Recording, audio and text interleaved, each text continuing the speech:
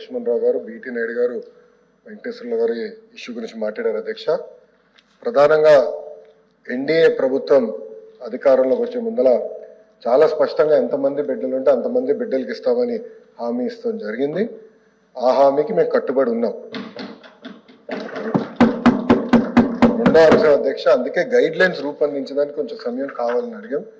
నేను కూడా ఇది కొంచెం సీరియస్గా తీసుకుంటున్నా. మంత్రులందరితో కూడా మేము చర్చిస్తున్నాం. గతంలో జరిగిన లోటుపాట్లు జరగకూడదనేది మా లక్ష్యం. మీరన్నట్టు గతంలో 15,000 రూపాయలని, తర్వాత అది కాస్త నెక్స్ట్ ఇయర్ 14,000కి అయింది, తర్వాత 13,000కి అయింది.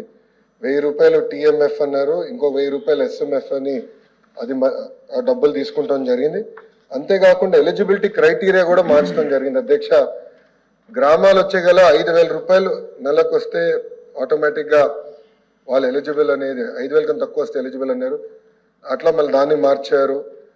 భూమి కూడా అది కూడా మార్చారు. దాని తర్వాత ఎలక్ట్రిసిటీ కన్జంప్షన్ విషయంలో కూడా కొన్ని నుస్ఖలు జరిగినాయి.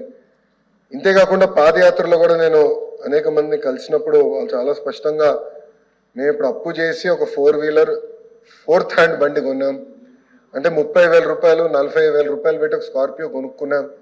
ఇమీడియట్గా తీసుకున్న వెంటనే మా తెల్ల కార్డు పోయింది, దానివల్ల మాకు రావాల్సిన సంక్షేమ కార్యక్రమాలన్నీ పోయినాయని వాళ్ళు నాకు చెప్తాం కూడా జరిగింది.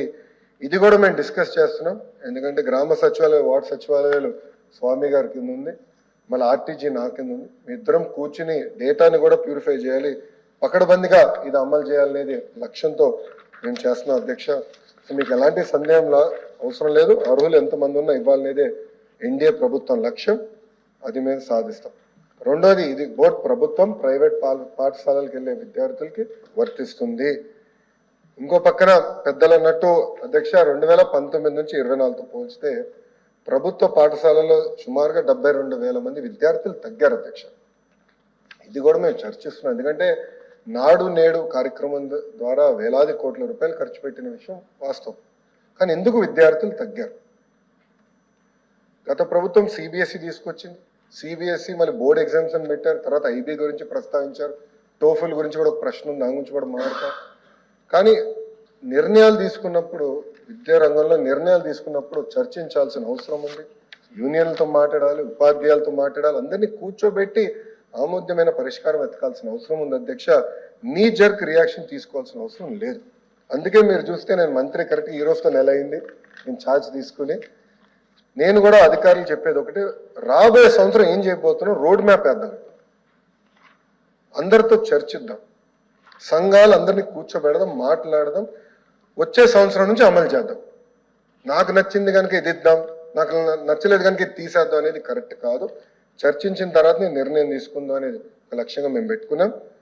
పెద్దలు వెంకటేశ్వర గారు అన్నట్టు వాస్తవం, ప్రభుత్వ పాఠశాలలో అడ్మిషన్స్ తగ్గుతున్నాయి, అంటే ఎలాంటి సందేహం లేదు. ఒక పక్కన ఎన్డీఏ ప్రభుత్వం రిక్రూట్మెంట్ కూడా చేస్తుంది. మీరు చూసారు, దాదాపు 16,000 మంది ఉపాధ్యాయుల రిక్రూట్మెంట్కి మేము తొలి అడిగేసాం. అది మేము నెక్స్ట్ అకాడమిక్ ఇయర్కి మేము పూర్తి చేస్తాం. కానీ ఇంకో పక్కన చూస్తే దాదాపు 11,000 పాఠశాలలో 10 కన్నా తక్కువ మంది విద్యార్థులు ఉన్నారు. ఎందుకున్నారు?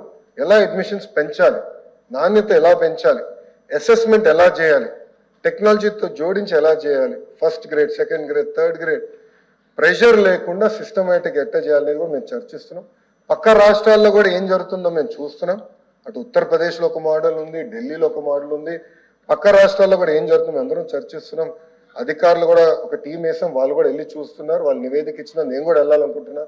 వెళ్ళి ఏం చేస్తున్నారో మోడల్ చూసి మన రాష్ట్రానికి కరెక్ట్ మోడల్ ఏంటనేది రూపొందించి అది మీ ముందర పెట్టి అందరు అభిప్రాయాలు తీసుకున్న తర్వాత మళ్ళీ ఆంధ్ర రాష్ట్ర ప్రజలు తల్లిదండ్రులు ముందర పెడతా వాళ్ళ అభిప్రాయాలు సేకరించిన తర్వాతనే వచ్చే అకాడమిక్ ఇయర్ నుంచి మేము అమలు చేస్తాం.